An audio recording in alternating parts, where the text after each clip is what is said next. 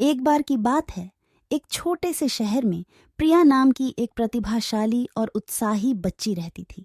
वह हमेशा नई चीजें सीखने के लिए उत्सुक रहती थी और अपने देश पर बहुत गर्व करती थी।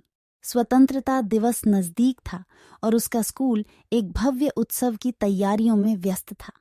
प्रिया शब्दों से परे उत्साहित थी। उसे पूरे स्कूल के सामने देशभक्ति कविता सुनाने के लिए चुना गया था। उसने लगन से अभ्यास किया, हर शब्द में अपना दिल डाला।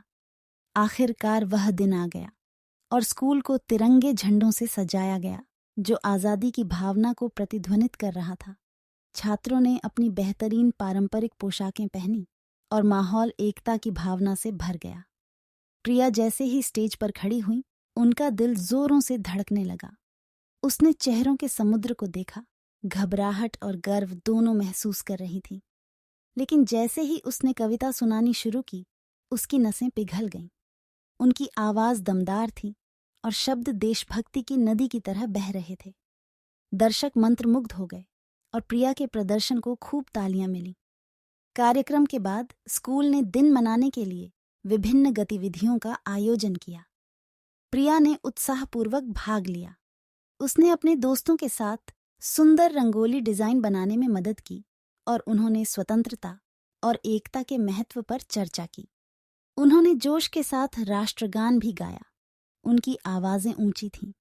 पूरे दिन प्रिया को अपने देश और इसकी स्वतंत्रता के लिए लड़ने वाले बहादुर आत्माओं के बलिदान के प्रति गहरी कृतज्ञता की भावना महसूस हुई।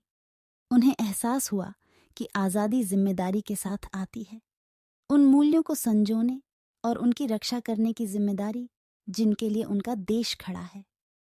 जैसे ही दिन खत्म हुआ, प्रिया को तृप्ति का एहसास हुआ।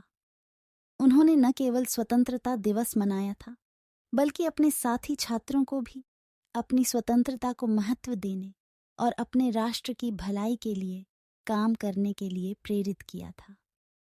उस दिन से प्रिया ने अपने देश के आदर्शों को कायम रखना जारी रखा, यह जानते हुए कि हर छोटा प्रयास उसकी प्यारी भूमि की महानता में योगदान दे सकता है।